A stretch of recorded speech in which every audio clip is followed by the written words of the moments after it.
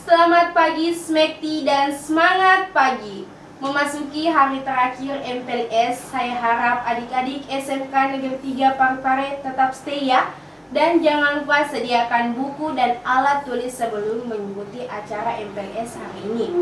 Materi MPLS hari ini diantaranya pelayan ketatausahaan, pendidikan anti korupsi, pendidikan keluarga, narkoba dan dampaknya, nilai-nilai budaya dan kearifan lokal Sulawesi Selatan, serta pembiasaan ibadah. Adik-adik SMK Negeri 3 Parepare, dengarkan dengan yang baik ya. Mari kita simak tayangan berikut ini.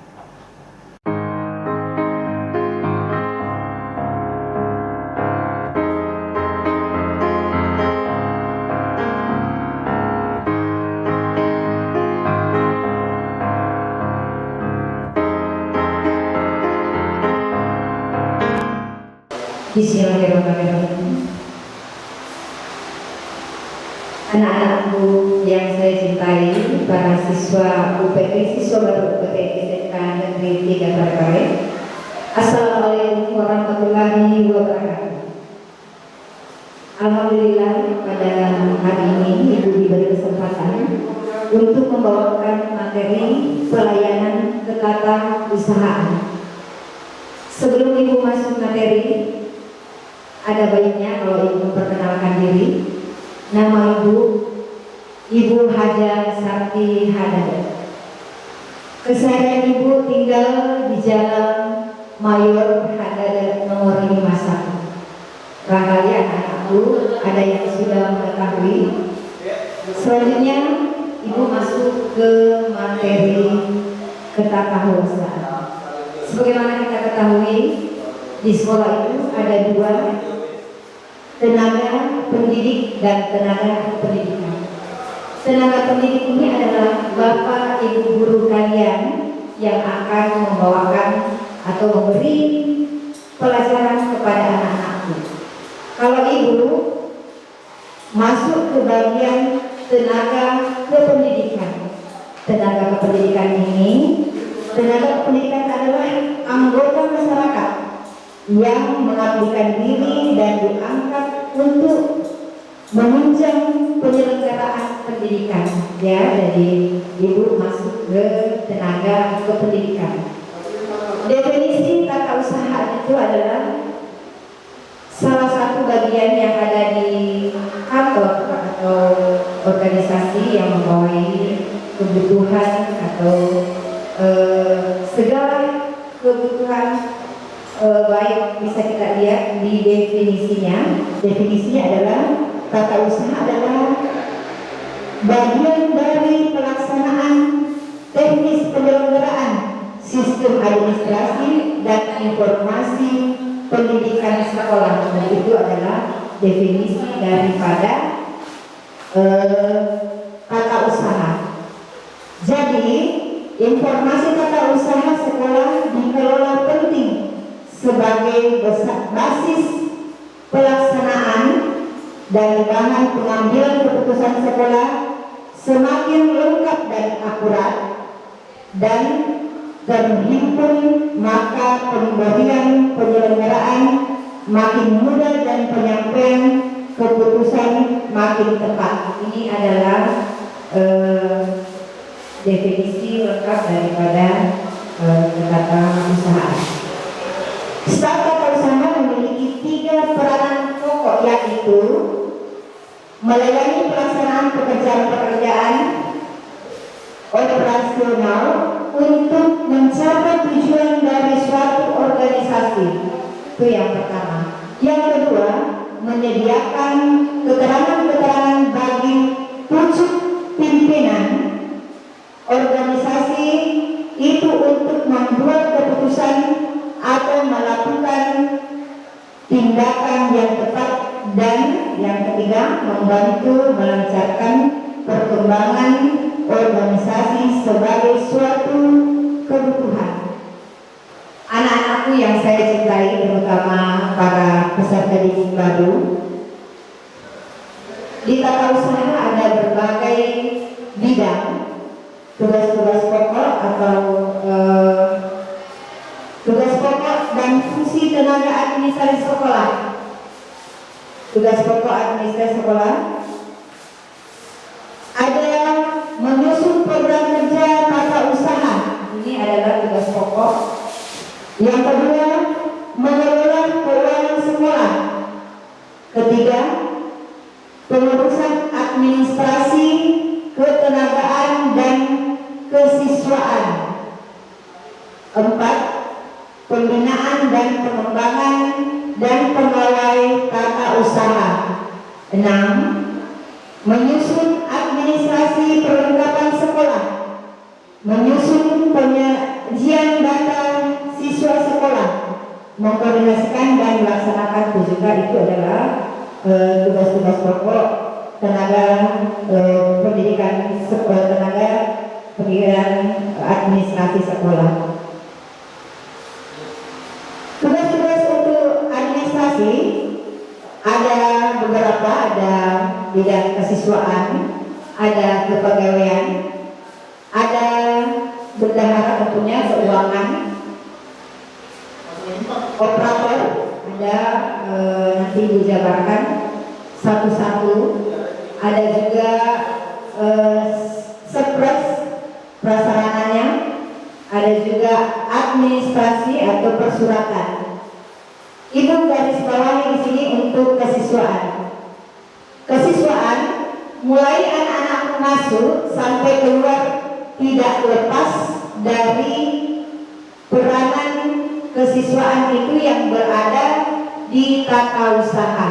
Contoh satu, mulai kalian penerimaan siswa baru sampai tamat pun itu semua dikelola, data dan ininya semua ada di tata usaha.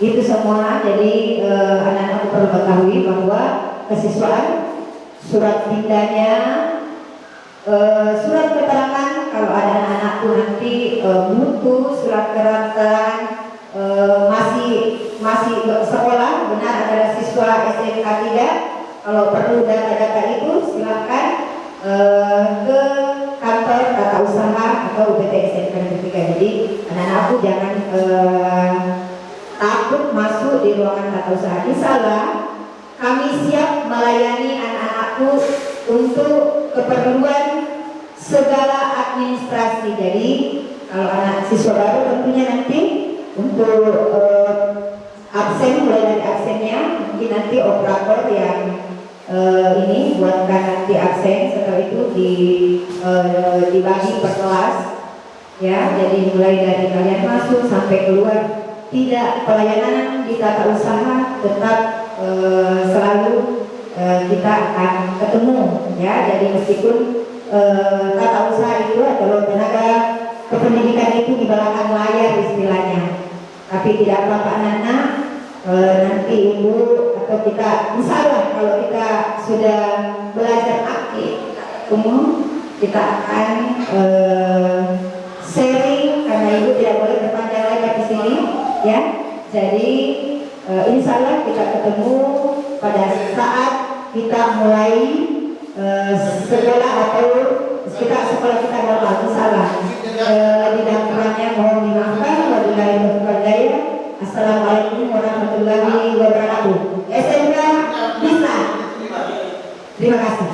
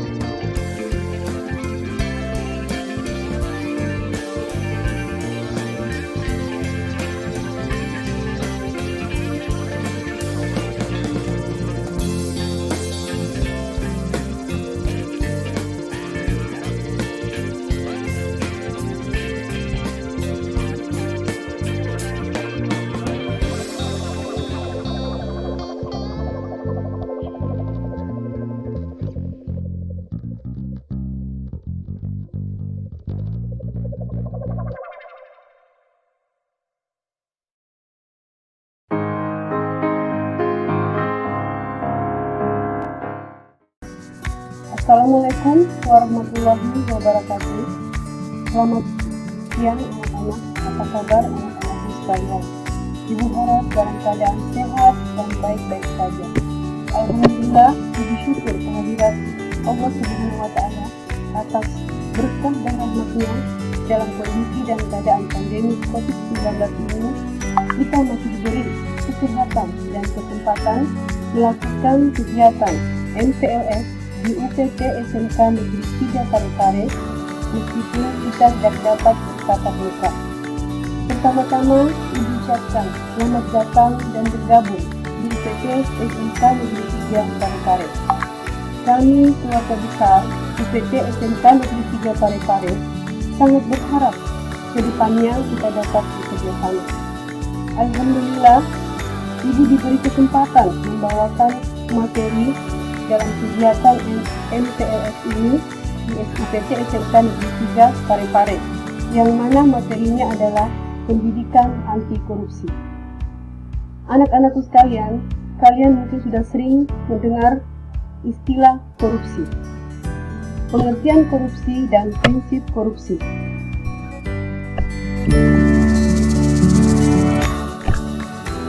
Korupsi secara etimologi berasal dari bahasa Latin, yaitu corrupere atau corruption. Dari bahasa Latin tersebut kemudian ada beberapa bangsa di dunia memberi istilah yaitu korupsi. Korup artinya busuk atau palsu, suap, suka memberi uang sogok, menyewakan uang atau barang milik perusahaan atau negara, menerima uang dengan menggunakan jabatan untuk kepentingan pribadi. Korup juga merupakan kebejatan atau ketidakjujuran, tidak bermoral, penyimpangan dari kesucian.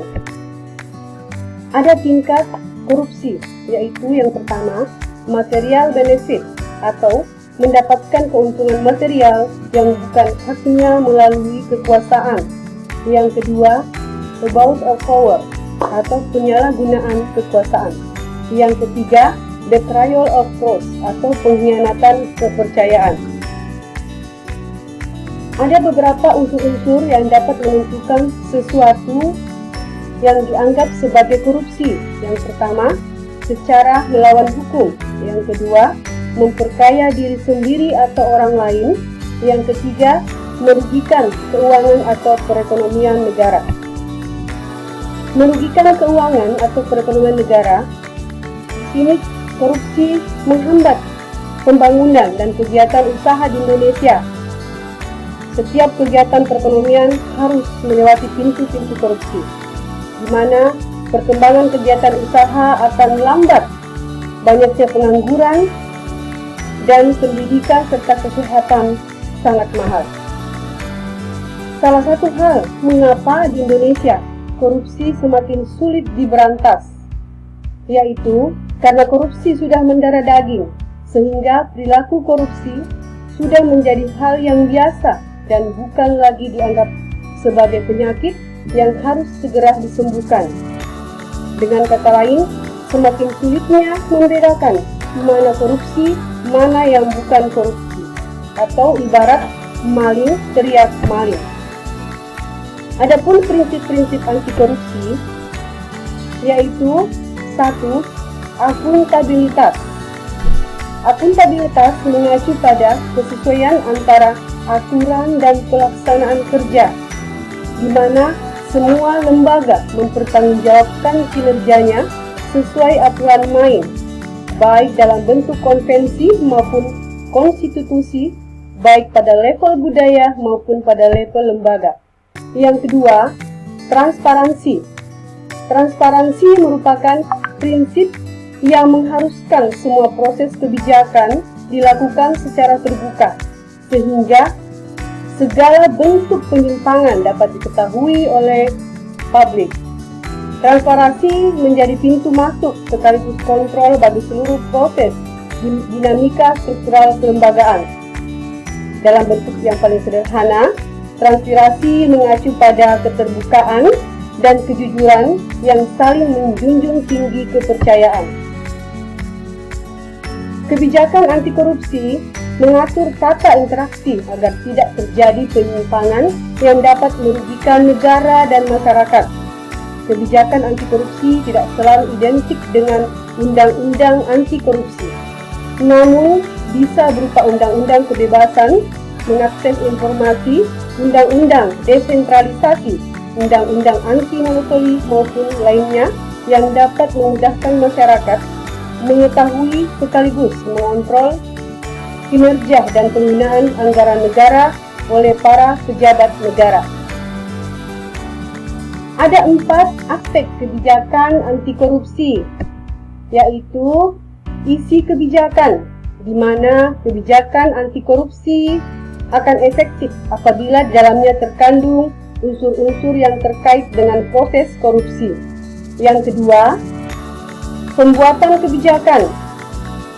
Pembuatan kebijakan di sini tergantung pada kualitas dan integrasi pembuatnya. Yang ketiga, pelaksanaan kebijakan.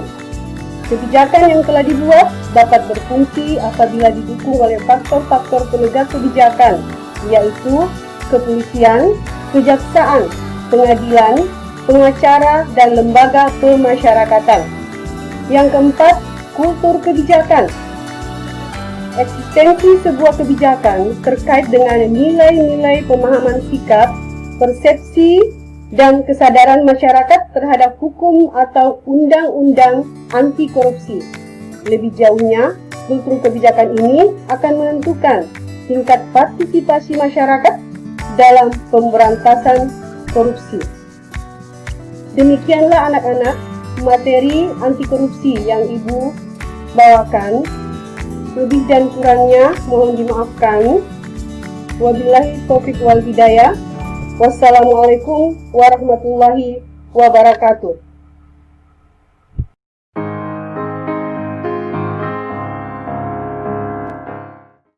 Halo, Assalamualaikum warahmatullahi wabarakatuh. Perkenalkan, nama Ibu Endang Purwanti, Ibu selaku guru BK di SMK Negeri 3 Parepare.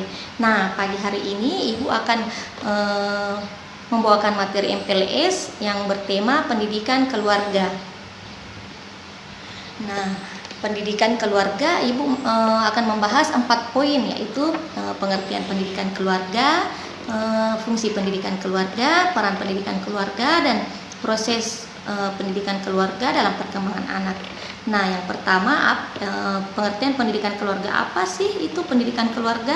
Nah, pendidikan keluarga mempunyai arti yang sangat penting sebagai wadah antara individu dan kelompok yang menjadi tempat pertama dan utama untuk anak bersosialisasi yang bersifat informal dan kodrat. Artinya di sini keluargalah yang paling pertama yang dapat memberikan pendidikan kepada anak-anak. Karena sebelum mereka mengenal lingkungan sekolah dan sebelum mereka mengenal lingkungan sosial mereka, keluargalah yang paling pertama yang dapat memberikan pendidikan kepada anak-anaknya.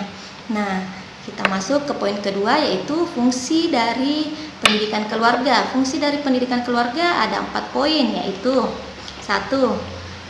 Memberikan pengalaman pertama pada masa kanak-kanak. Menurut ahli ilmu kejiwaan Freud and Adler menekankan pentingnya pendidikan keluarga pada masa kanak-kanak, sebab pengalaman masa kanak-kanak yang menyakitkan walaupun sudah jauh terpendam di masa silam tetapi dapat mengganggu keseimbangan jiwa di dalam perkembangan individu selanjutnya. Maksudnya, jika anak-anak di masa kecilnya terjadi trauma di dalam dirinya, maka anak tersebut akan membawa trauma itu ke kehidupan selanjutnya. Jadi para orang tua harusnya jangan memberi trauma pada masa kecil pada anak-anak. Berikanlah dia yang terbaik, lakukan yang baik-baik saja, karena itu akan mempengaruhi jiwanya di masa yang akan datang. Seperti itu. Terus poin yang kedua, menjamin kehidupan emosional anak. Orang tua mempunyai suatu gaya atau tipe-tipe tersendiri dan tentunya gaya-gaya tersebut berpengaruh pada perkembangan anak. Nah, di sini gaya-gaya didik kedua orang tua itu berbeda-beda. Nah, di sini pendidikan keluarga ini ada 3 gaya cara mendidik anak di rumah, yaitu pendidikan secara keluarga otoriter, pendidikan keluarga yang demokrasi, dan pendidikan keluarga yang liberal. Pendidikan keluarga yang otoriter biasanya anaknya cenderung menyendiri, ragu-ragu dalam mengambil keputusan, dan lambat berinisiatif. Kenapa demikian? Karena orang tuanya hanya mementingkan dirinya sendiri. Orang tuanya hanya menginginkan keinginannya saja, tidak menanyakan keinginan kepada anak-anaknya. Jadi anaknya itu tidak bisa mengambil keputusan karena sering didikte oleh kedua orang tuanya. Nah, yang kedua itu pendidikan keluarga secara demokrasi. Anak-anaknya fleksibel, mengontrol diri, menghargai orang lain, menerima kritik, kreatif, emosinya bisa stabil dan tanggung jawab. Mengapa demikian? Karena kedua orang tuanya demokrasi dalam mengambil keputusan. Mereka melibatkan anak dalam pengambilan keputusan. Mereka menanyakan apa yang diinginkan oleh anaknya, dan mereka juga mengutarakan apa yang mereka inginkan, maka mereka bisa mengambil jalan yang terbaik untuk kedua belah pihak. Itu untuk keluarga yang demokrasi. Makanya anaknya bisa mengambil keputusan, emosinya stabil, karena seperti itu pendidikan keluarganya. Nah, yang ketiga, pendidikan keluarga secara liberal.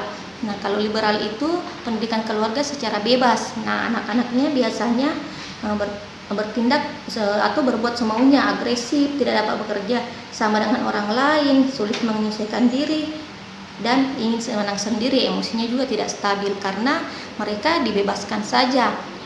Apa yang dia inginkan orang tuanya setuju-setuju saja, karena ini pendidikan keluarga liberal ini pendidikan keluarga yang bebas. Seperti itu.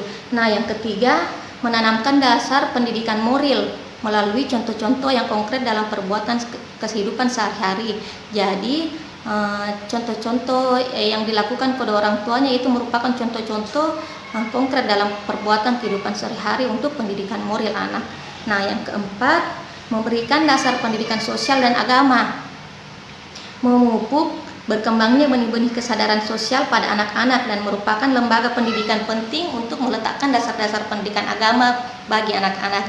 Jadi kedua orang tua lah yang paling berperan penting dalam pendidikan agama dan sosial anak-anak mereka. Nah, itu tadi 4 poin fungsi dari pendidikan keluarga. Sekarang kita beralih ke peran pendidikan keluarga. Peran pendidikan keluarga ada 6 poin, yaitu 1. Pendidikan jasmani dan kesehatan, pendidikan akal atau intelektual, pendidikan psikologi dan emosi, pendidikan agama dan spiritual, pendidikan akhlak, dan pendidikan sosial anak. Nah, ke-6 pendidikan ini keluarga lah yang berperan sangat penting dalam membangun jasmani, kesehatan, akal, psikologi, emosinya, agamanya, spiritual. Nah, keluarga lah yang sangat penting di ke-6 peran ini. Oke, dan poin yang terakhir, proses pendidikan keluarga dalam mendidik anak.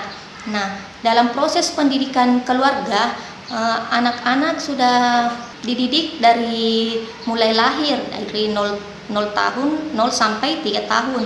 Nah, yang pertama itu anak-anak sudah diajar untuk mengenal azan di telinga kanannya pada saat waktu lahir dan qomat di telinga kirinya. Dan setelah itu diajar berjalan, berbicara. Nah, pada anak di usia 3 sampai 7 tahun, anak-anak sudah mulai mengenal bahasa, wibawa, dan mempunyai keinginan dan kehendak. Nah, di sini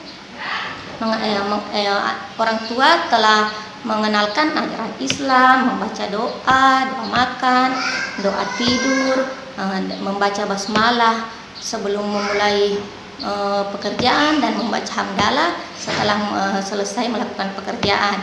Dan di usia 7 sampai 13 tahun, anak-anak sudah dapat membedakan yang mana yang baik dan yang mana yang buruk.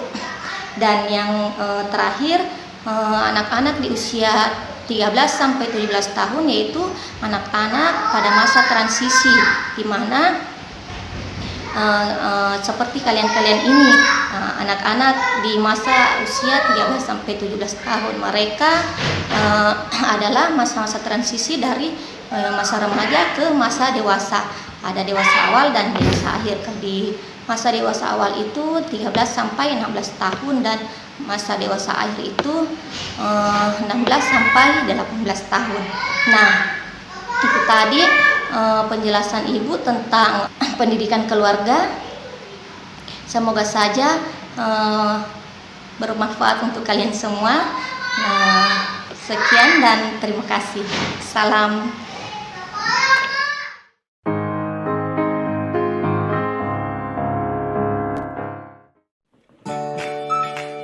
Assalamualaikum warahmatullahi wabarakatuh. Apa kabar anak-anakku sekalian? Saya harap dalam keadaan baik-baik saja. Alhamdulillah, pada hari ini kita masih diberikan kesehatan, kesempatan sehingga kita dapat melaksanakan kegiatan MPLS di UPT SMK Negeri 3 Parepare. Meskipun secara online, saya harap anak-anakku sekalian tetap semangat untuk mengikuti. Alhamdulillah, pada hari ini saya diberikan kepercayaan untuk menyajikan materi di kegiatan MPLS UPT SMK Negeri 3 Parepare. Sebelum saya masuk pada materi, saya ingin mengucapkan selamat datang, selamat bergabung kepada anak-anakku sekalian di UPT SMK Negeri 3 Parepare. Kami keluarga besar UPT SMK Negeri 3 Parepare sangat berharap agar anak-anakku sekalian 3 tahun ke depan kita dapat bekerja sama dengan baik. Anak-anakku sekalian, pada hari ini kita akan membahas materi bahaya narkoba dan dampaknya. Sebelum kita masuk pada materi, izinkan saya memperkenalkan diri. Nama Ibu Arni Handriani, SPD, kelahiran Sinjai 27 Maret 1985, alamat BTN Grand Sulawesi, Blok A, nomor 130, nomor HP 085 255 930 676, alamat email arnihandrayani85@gmail.com. Dalam kehidupan sehari-hari, anak-anakku sudah pasti pernah mendengar kata nafsa, baik di lingkungan sehari-hari, media elektronik maupun di SMP. Apa itu nafsa? Kita akan mengkaji lebih dalam. Nafsa merupakan narkotika, alkohol, psikotropika, dan zat-zat adiktif yang ketika dikonsumsi akan mempengaruhi sistem saraf pusat. Selanjutnya, 3 golongan nafsa berdasarkan sifat pengaruhnya terhadap pemakainya. Yang pertama, stimulan. Stimulan merangsang sistem saraf pusat. Yang kedua adalah depresan, menekan sistem saraf pusat. Yang ketiga adalah halusinogen, mengacaukan sistem saraf pusat. Kita akan bahas satu persatu. Kita mulai dengan stimulan. Stimulan akan menimbulkan perasaan segar, bersemangat, tidak lelah, tidak lapar, rasa nikmat, bahagia, disorientasi mental, rasa cemas tinggi, mudah tersinggung, gugup, sulit tidur, mual-mual, merasa haus secara terus-menerus, keringat dingin, dan hipertensi. Selanjutnya akan memberikan rasa nikmat dan bahagia bagi penggunanya. Yang ketiga, zat yang terkandung amfetamin, metapetamin, yaitu sabu, ekstasi, metilapetamin, kokain, kafein, alkohol, dan marijuana. Selanjutnya adalah depresan. Depresan ini memberikan efek mengantuk sampai tidur, menimbulkan perasaan nyaman dan tenang, mempengaruhi koordinasi gerakan, konsentrasi. Zat yang kalian terkandung di dalamnya yaitu opiat, meliputi heroin, kemudian barbiturat, hipnotik, sedatif, marijuana, ganja, oksidon, benzodiazepin, dan alkohol. Selanjutnya adalah halusinogen. Nah, halusinogen ini menyebabkan penggunanya halusinasi, sangat dipengaruhi oleh perasaan saat itu, dapat menyebabkan perilaku yang memalukan atau membahayakan bagi penggunanya. Zat yang terkandung di dalamnya kadang terdapat pada jamur, kotoran sapi, bunga kaktus, lem. Sekarang, napsa berdasarkan cara pakai, bentuk, serta bahan. Yang pertama adalah cara pakai, dihisap atau dihirup, dikunyah, ditelan, dan disuntikkan. Bentuknya ada berbagai bentuk.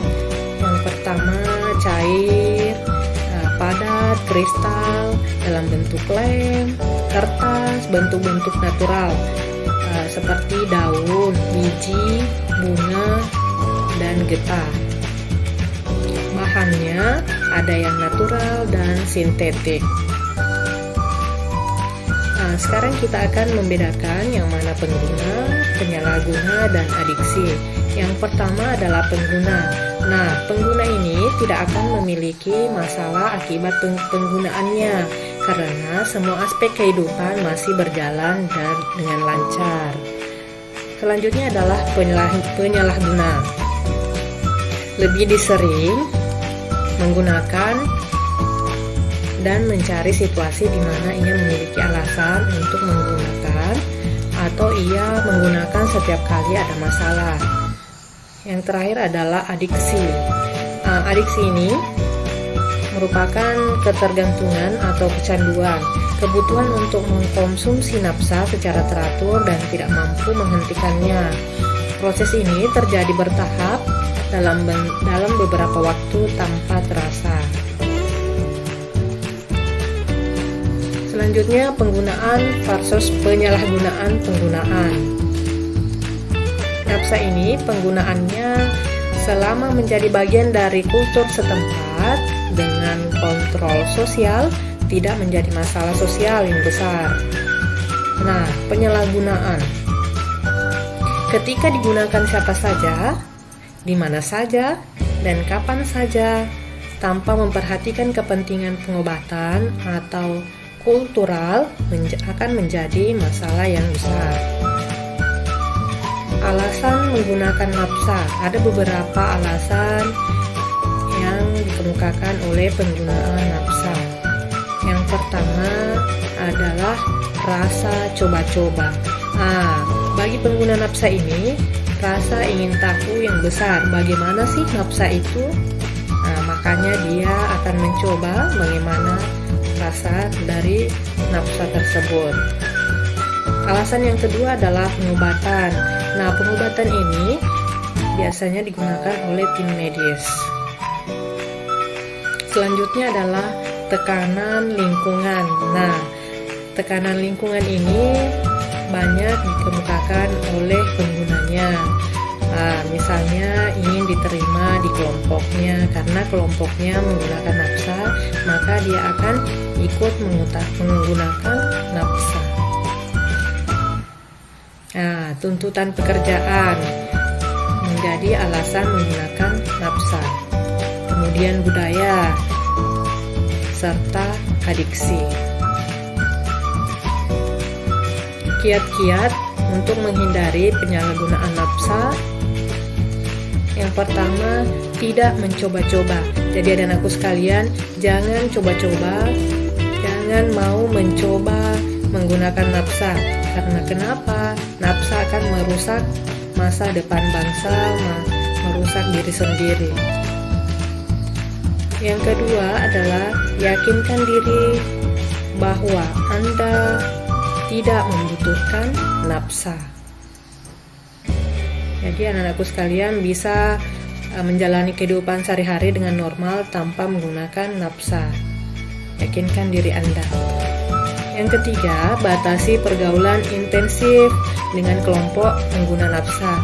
Jadi anak-anakku sekalian, pandai-pandailah menempatkan diri, pandai-pandailah berteman, memilih teman yang mana yang positif, yang mana Anda tentunya sudah dapat membedakan yang mana yang teman yang positif, yang mana yang negatif. Selanjutnya adalah hindari ketergantungan dalam relasi sosial terhadap pengguna nafsa. Baik anak-anakku sekalian, kita akan mengetahui dampak buruk penyalahgunaan nafsa dari segi fisik. Dari segi fisik ini, gangguan yang terjadi adalah pada sistem saraf, gangguan jantung, gangguan paru-paru. Kemudian dampak psikologisnya yaitu akan menyakiti diri sendiri, kemudian hilangnya konsentrasi. Yang ketiga, dampak ekonomi merupakan kemerosotan ekonomi negara. Yang terakhir adalah dampak sosial. Dampak sosial ini penggunanya akan dikucilkan pada lingkungan sekitarnya. Masa depannya akan suram karena pendidikannya. Baik anak-anakku sekalian, itulah tadi pemaparan materi pada hari ini. Mudah-mudahan bermanfaat untuk anak-anakku sekalian. Saya akhiri, wabillahi taufiq wal hidayah. Wassalamualaikum warahmatullahi wabarakatuh.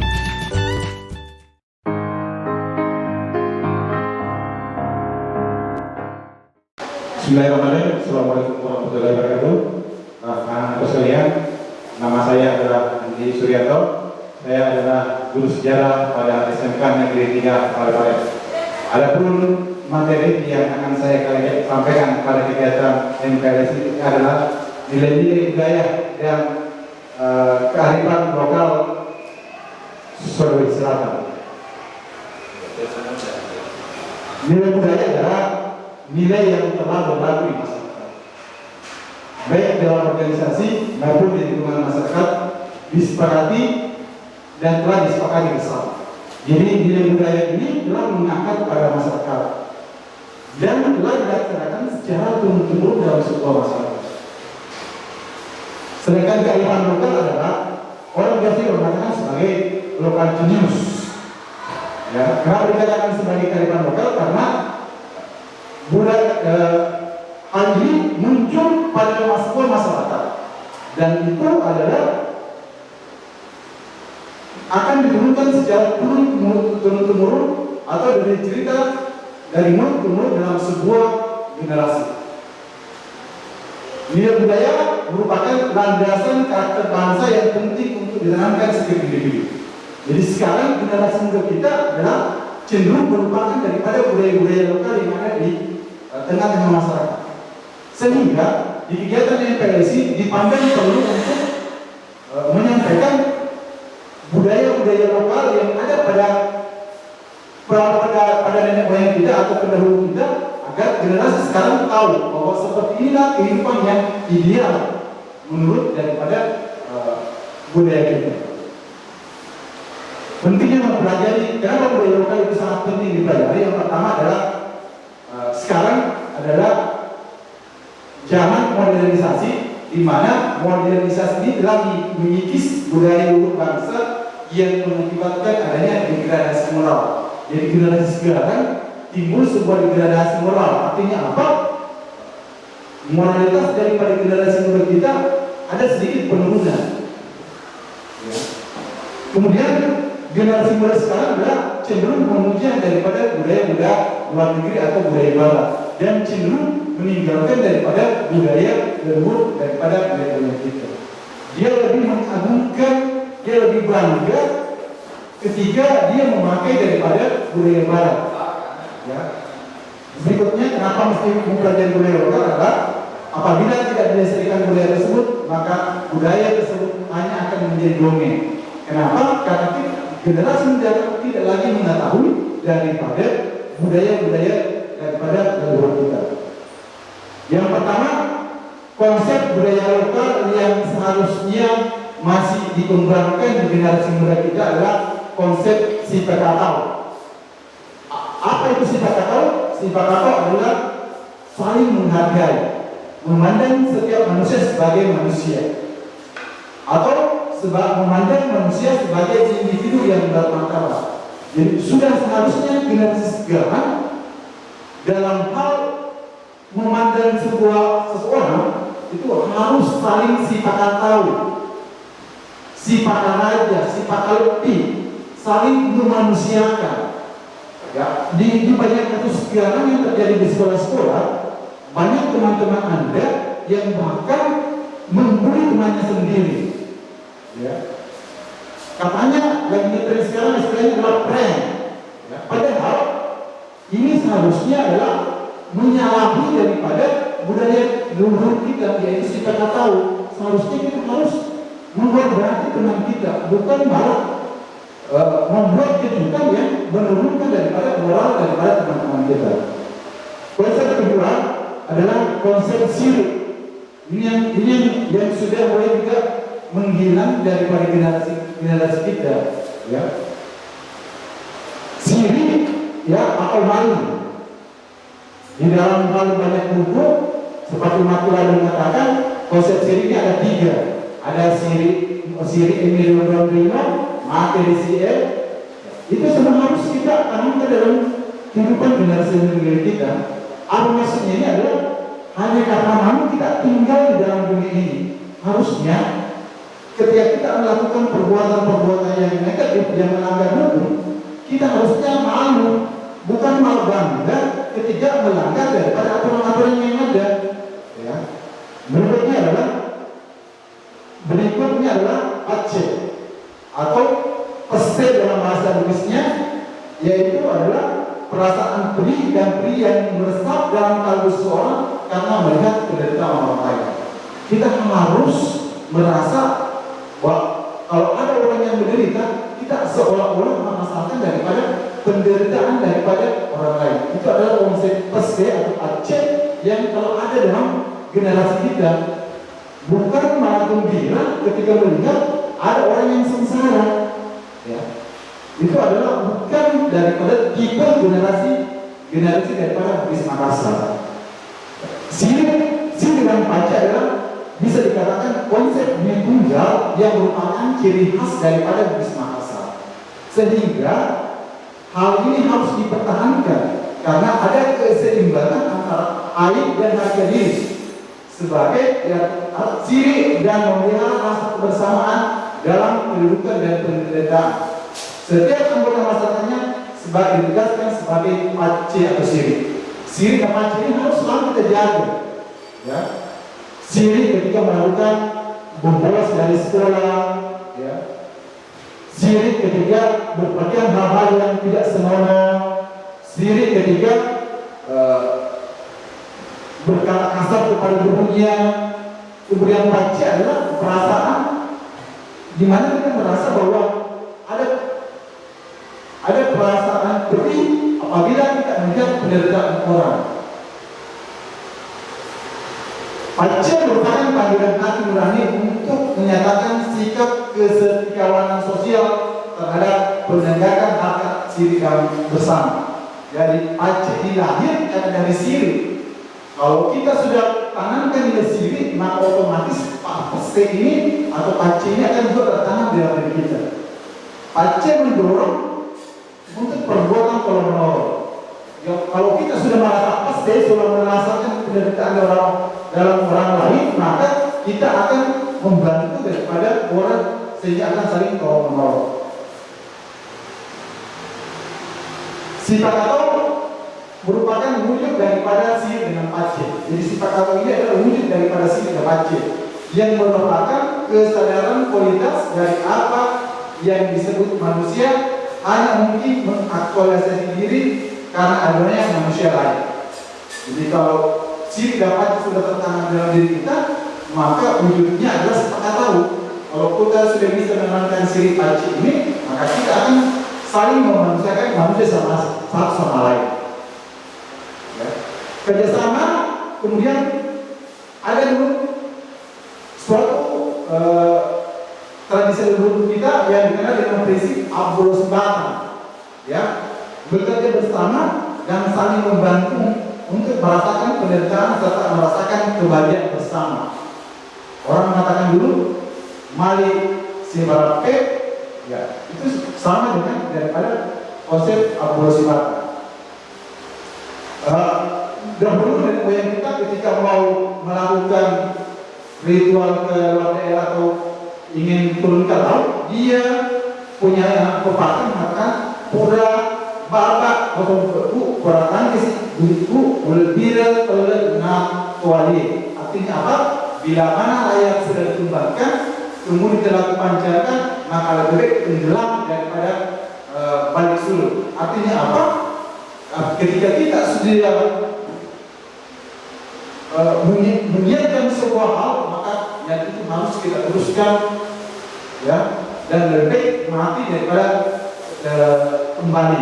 Ini daripada yang sering dilakukan oleh nenek moyang kita, sehingga nenek moyang kita dikenal sebagai bangsa Bahari. Terakhir yang saya mau sampaikan adalah ada pesan daripada nenek leluhur kita yang mungkin anakku harus terapkan dalam kehidupan sehari-hari, bahwa janganlah bersikap terlalu manis, sebab engkau akan ditelan budak-budak. Jangan juga bersikap terlalu pahit, sebab engkau akan dimuntahkan. Artinya apa? Tidak boleh diperlakukan terlalu lunak, karena kenapa? Akan dipermainkan. Jadi artinya apa? Generasi muda sekarang jangan juga terlalu kita memanjakan. Karena kenapa? Kalau terlalu dimanjakan, maka akan melahirkan generasi yang lunak, generasi yang tidak tangguh. Kemudian mereka juga tidak boleh diperlakukan terlalu kasar dan keras, karena akan membenci dan melawan. Di generasi kita juga jangan terlalu menekan daripada anak kita, karena kalau kita terlalu menekan, maka akan muncul perlawanan daripada anak itu. Kalau kita sering terlalu berbicara kasar kepada sebuah anak, maka di dalam hati anak itu akan juga timbul budaya kasar, sehingga mungkin suatu saat nanti juga si anak ini akan juga berkata kasar kepada kita. Sehingga marilah kita bersama-sama tetap menanamkan daripada pepatah tadi, bahwa jangan bersikap terlalu manis sebab akan ditelan budak, dan jangan juga terlalu pahit sebab akan memuntahkan. Kasih sayang ini dapat diwujudkan dengan memberikan bantuan kepada sesama pada saat dibutuhkan. Jadi ketika kita telah menanamkan sikap sirik, acit, sifat atau sifat lelaki, sifat oknum di dalam generasi muda kita, di dalam tubuh anak-anak sekalian, maka insya Allah akan tumbuh generasi muda yang tangguh di dalam masyarakat Indonesia. Karena pernah saya mendengar sebuah kisah dari tokoh mengatakan bahwa apa yang gambaran generasi muda kita sekarang, maka itu adalah gambaran pemimpin kita 25 tahun ke depan.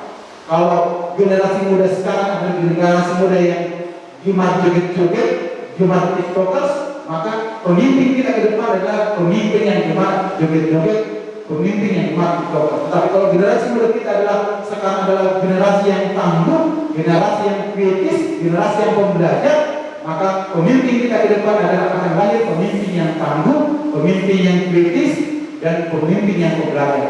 Demikianlah materi yang sempat saya sampaikan pada kegiatan MPLS daripada SUPK SMK Negeri 3 Parepare ini. Mohon maaf apabila ada hal yang tidak berkenan. Wassalamualaikum warahmatullahi wabarakatuh.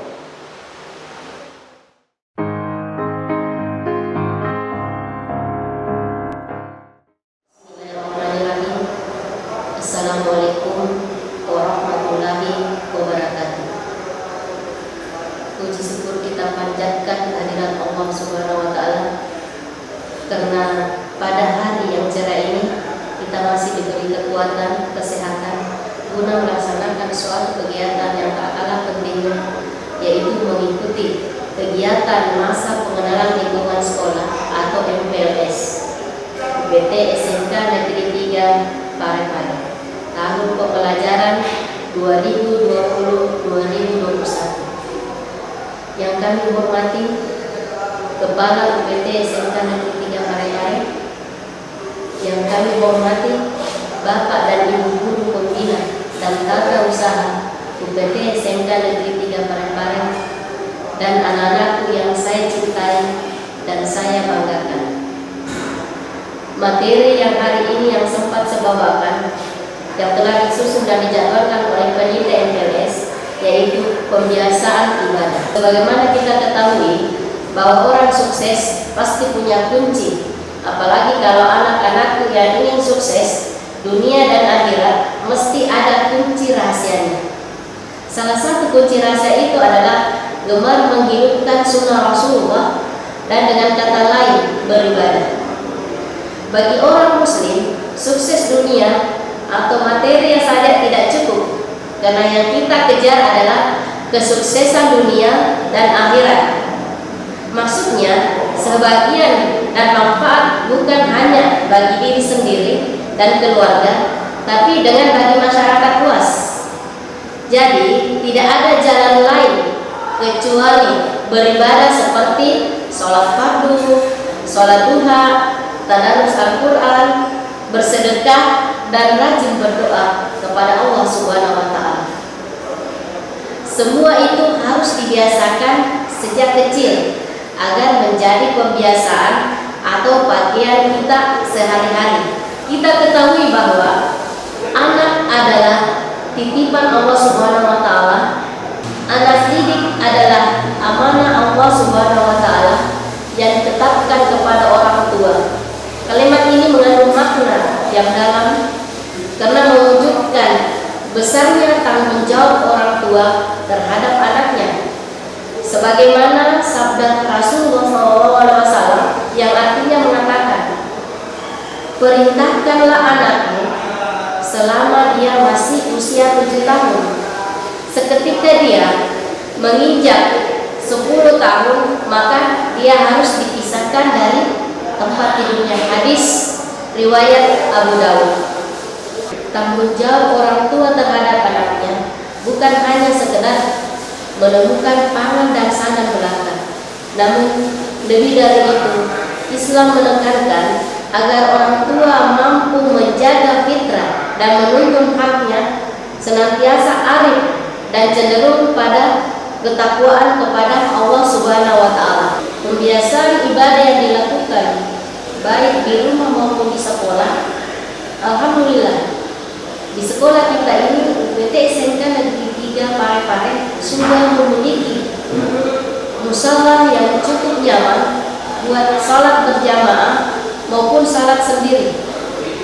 Seketika salat fardu, salat duhur maksudnya, semua aktivitas di sekolah ditiadakan. Secara tidak langsung kita mengajarkan pembiasaan ibadah sejak dini kepada peserta didik. Salat berjamaah di musala sekolah bukan cuma salat fardu, tetapi banyak di antara kalangan siswa salat duha sebelum mata pelajaran dimulai.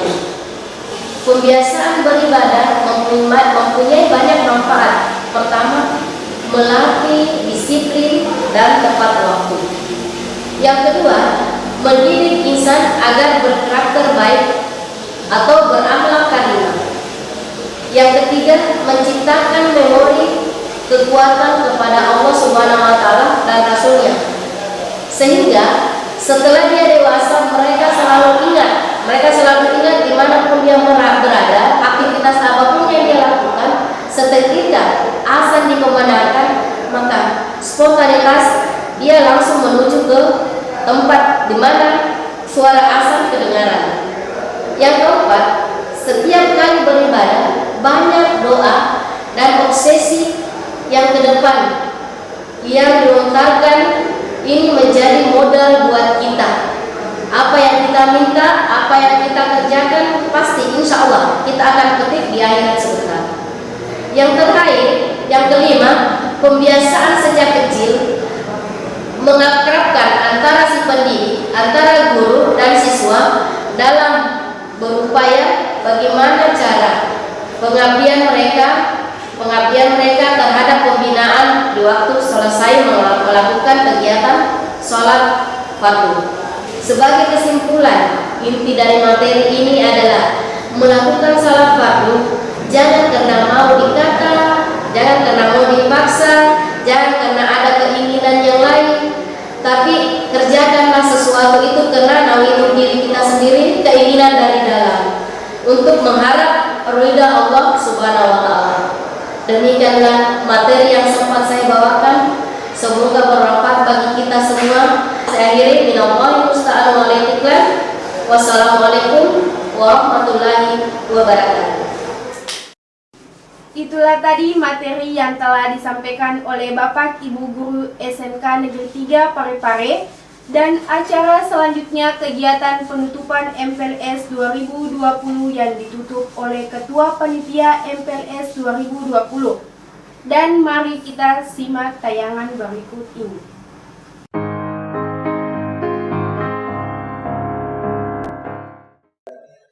Bismillahirrahmanirrahim. Assalamualaikum warahmatullahi wabarakatuh. Dan selamat sore, salam sejahtera bagi kita semua. Anak-anakku sekalian,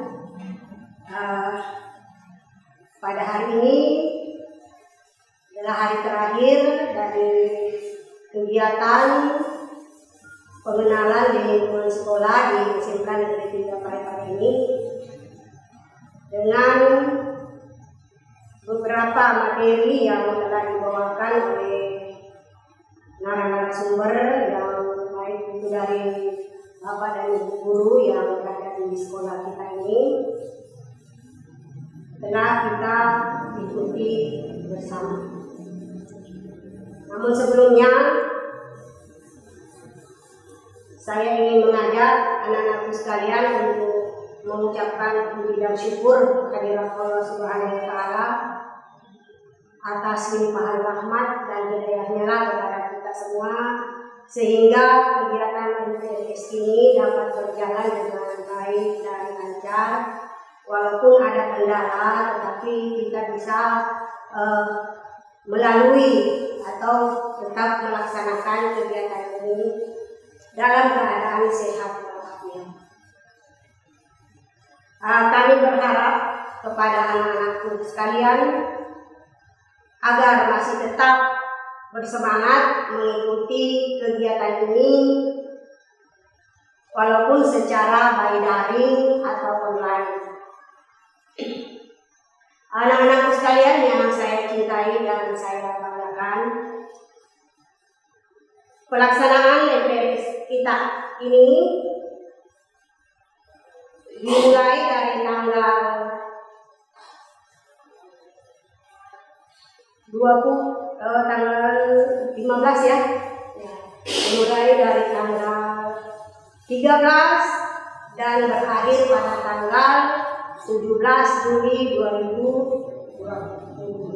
Jadi sangat diharapkan ya, dalam pelaksanaan ini memang kita akui banyak hal-hal yang tidak seperti yang kita harapkan bersama.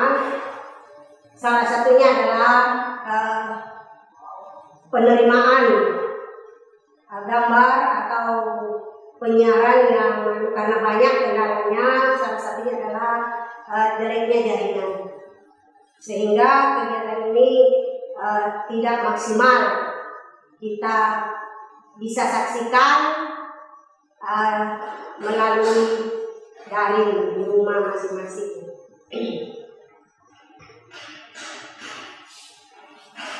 Pada kesempatan ini saya ingin menyampaikan bahwa setelah materi pembiasaan ibadah yang dibawakan oleh Ibu Dr. Anur Aisyah MPD, itu merupakan kegiatan terakhir atau materi terakhir dari kegiatan MPLS kita ini. Itu berarti bahwa telah selesai seluruh rangkaian acara pelaksanaan PPDB di SMK Negeri 3 Parepare ini beserta dengan pengenalan lingkungan sekolahnya.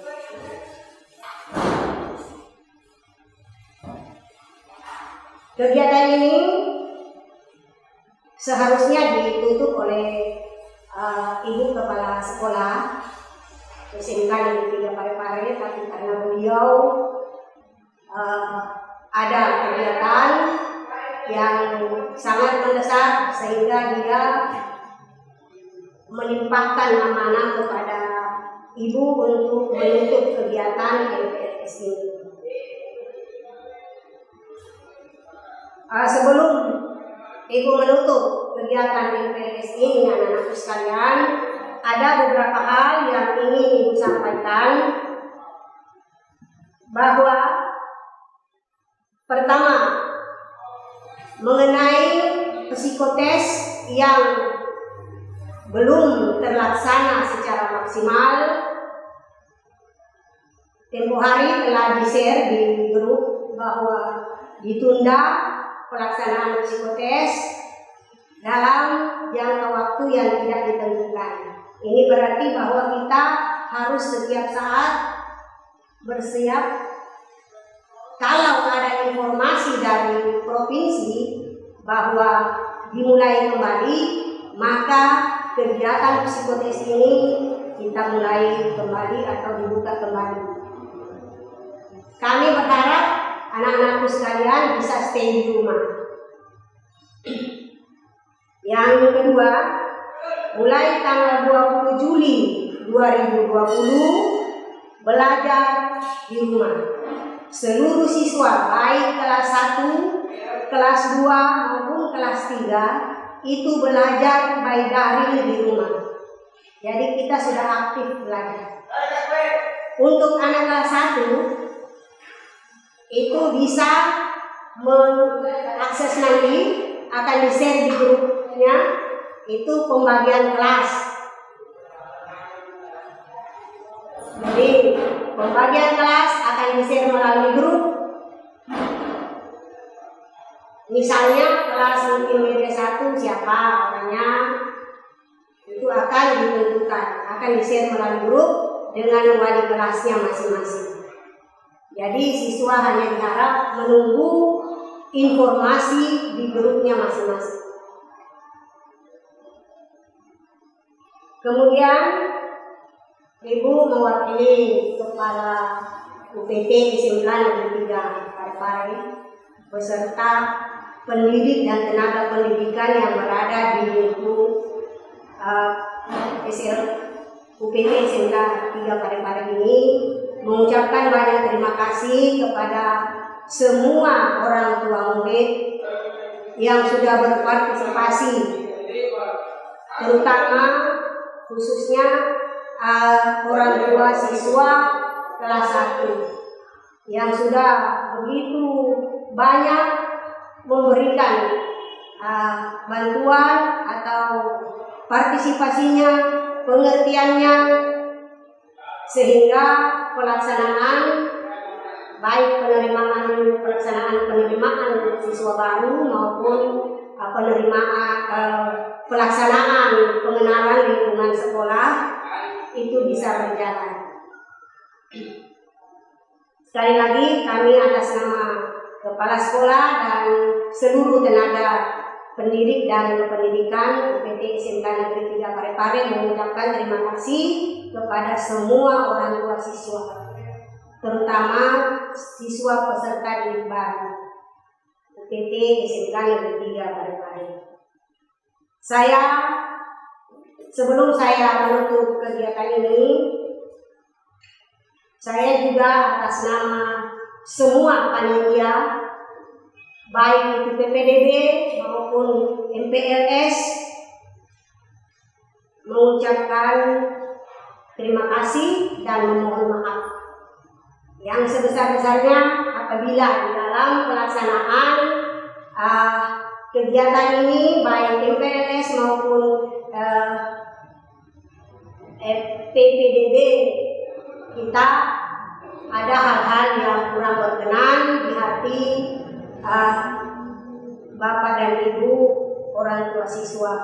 Kami atas nama panitia mohon maaf yang sebesar-besarnya. Baik, pesannya Ibu, semua kegiatan untuk sementara dilaksanakan di rumah. Adapun kalau ada penyampaian bahwa datang ke sekolah, terutama yang harus ambil baju, itu silahkan datang sesuai dengan jadwal yang sudah ditentukan.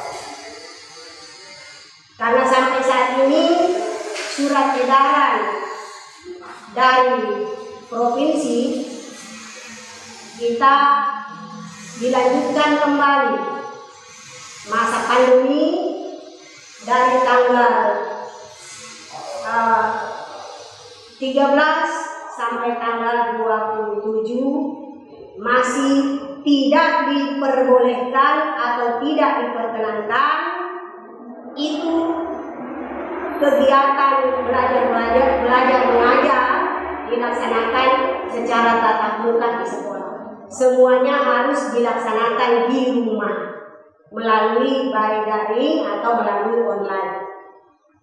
Anak-anakku bisa membuka nanti ya, untuk materi apa yang diajarkan nanti itu akan dikirim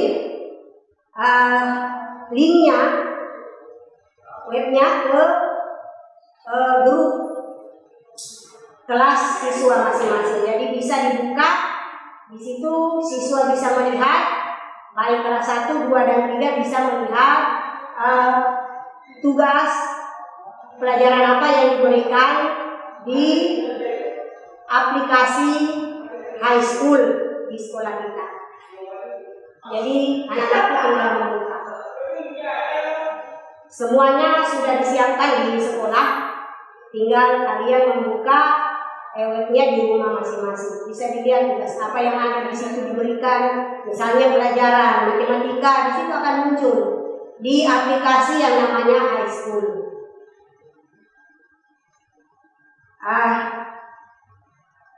Untuk yang terakhir, Ibu sangat mengharapkan supaya anak-anakku sekalian bisa berada di rumah, kurangi kegiatan keluar kalau memang itu tidak penting, karena memang masa sekarang kita masih berada di masa pandemi. Jadi anak-anakku diharapkan tetap belajar di rumah dengan penuh semangat, penuh pengertian, dan penuh kesabaran. Memang bukan cuma kita anak, di seluruh Indonesia itu semuanya sudah tenang, kita belum diperbolehkan untuk tatap muka. Kami juga sebetulnya dari pihak sekolah sangat rindu, ingin bertemu, ingin mengajar secara langsung kepada anak-anak sekalian. Tetapi karena kita diatur oleh aturan, maka kita belum diperbolehkan untuk melakukan kegiatan belajar mengajar secara tatap muka. Jadi dimohon pengertiannya. Dengan mengucapkan hamdalah, maka kegiatan MPLS UPT SMK Negeri 3 Parepare ini saya tutup dengan resmi. Sekian, wabillahi taufiq wal hidayah. Assalamualaikum warahmatullahi wabarakatuh. SMK bisa, SMK bisa, SMK luar biasa. Tidak terasa sudah hari terakhir rangkaian kegiatan MPLS Daring 2020. Sudah kita lewati sampai di penghujung rangkaian kegiatan MPLS Daring 2020 yang telah resmi ditutup oleh Ketua Panitia MPLS 2020. Tetap semangat ya adik-adik, sampai ketemu di lain waktu dan kesempatan yang lain. Wassalamualaikum warahmatullahi wabarakatuh. SMK bisa, Smekti hebat.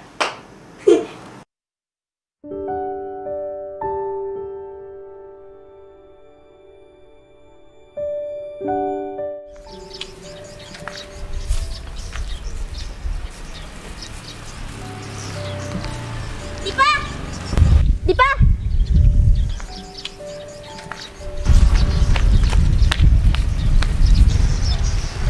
Dari mana kok?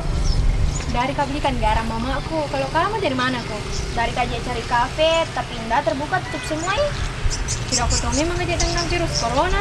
Sekarang toh dilarang orang kumpul-kumpul. Aku tahu Jito, tapi bosan aja tinggal di rumah ndak dibikin. Betomi tugas dari sekolah. Jam aku dulu keluar-keluar kalau nggak penting Ji, karena ini tuh virus sangat cepat penularannya, bahkan bisa juga lewat benda. Makanya pemerintah menganjurkan kita untuk tetap di rumah, rajin cuci tangan menggunakan sabun, pakai masker, dan bila sakit, periksakan diri tak ke dokter. Iya di apa bagus dibikin terus supaya nggak bosan Ki. Jangan iya saja, tapi terapkan Nah, ada tipsku untuk menghilangkan rasa bosan selama di rumah, seperti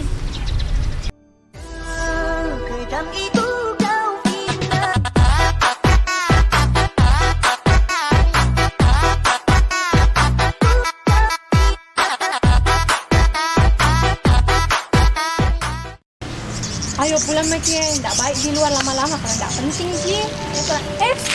Jaga jarak aman. Kamu tahu Ji toh? Ya baik belum.